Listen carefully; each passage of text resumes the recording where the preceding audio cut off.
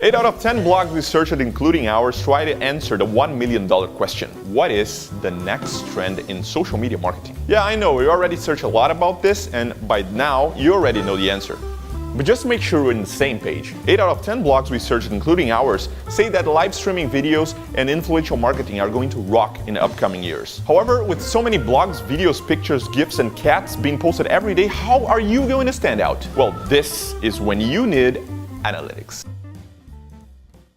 Hey there, I'm Daniel. I work as video marketing producer at Statusbrew. This is the first of a series of videos about social media analytics.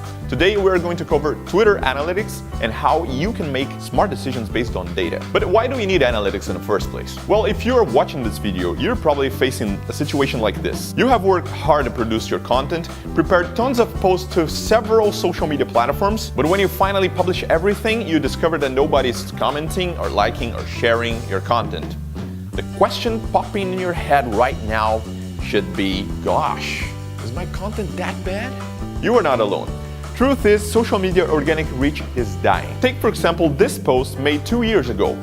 Now see this another post made 2 weeks ago. Despite having doubled the numbers of followers, we now have 10 times less engagement. That means that it's time to start targeting the right people, and this is where analytics can help. That is nice to do when you're writing blogs, but it's game-changing when you're making business, because you're not making any decisions without data support in 2018. Are you? So let's have a look at how you can use Twitter analytics to improve that content accuracy. First things first, let's see how you can access Twitter analytics. From your homepage, click at your picture profile and then click on Analytics. This is the analytics page of Twitter. The homepage is an overview of the last 28 days. This first section shows how your account has been evolving in this period. Note that tweet impressions gives you the number of times your tweet were shown in a timeline in the last 28 days. When you scroll down, you can see the summary of the past months and see the tweets, mentions, and replies where you gained a higher number of engagements. The first question you can answer analyzing this very first page is what kind of tweets, mentions, and answers gained the higher number of engagements.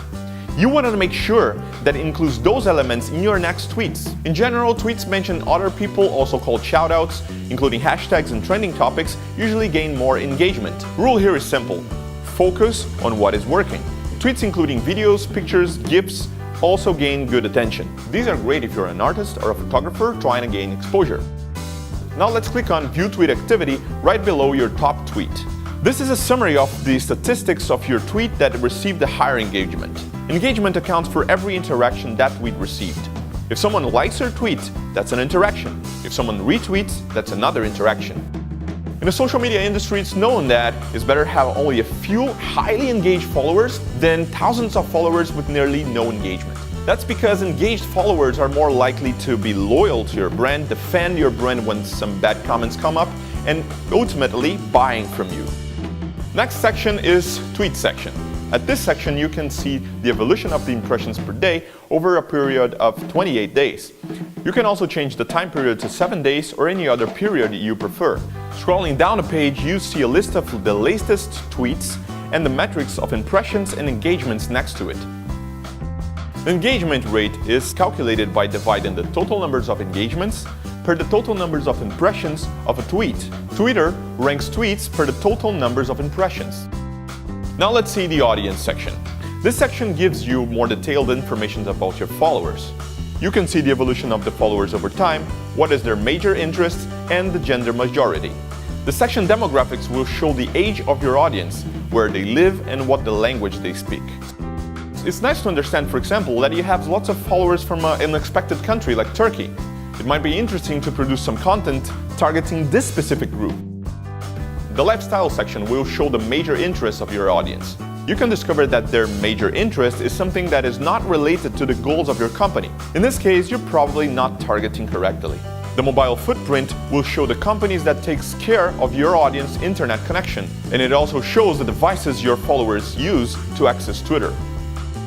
This might be very useful, especially if you are sharing links, pictures, and videos. If you discover that your followers majorly access Twitter via mobile, make sure that your content is mobile friendly. A nice feature in this section is the ad comparison audience. You can compare your followers with the personas available for all the Twitter followers and see if you are targeting correctly. For example, imagine that you are targeting a small business owner. But when you compare your follower stats with this particular persona, you might realize that their age and interests are different from your followers. This is kind of suspicious. This can work as a reality check to see how well you're tracking your audience and take action to retarget. You can do some reverse engineering to see how your competitors are targeting. This can come in handy to better understand who your target really is. You can use our platforms to get more details about your followers and competitors, such as posting periodicity and reach. The next is Events section. This section can give you cool insights about the upcoming events happening in the world. The first page will show the trending events that people are talking about, and some events might surprise you. If we view some details for the New Year's holiday, for example, you can find that youngsters are much more excited about it than other people, and that New Year's is much more popular in Americas than any other part of the world. That means that making posts about New Year's is good, but only if you are targeting youngsters in America, otherwise you might be wasting your time. The events section might also give you a nice calendar for the most commented events in the world, and you can filter that by date, type, and country.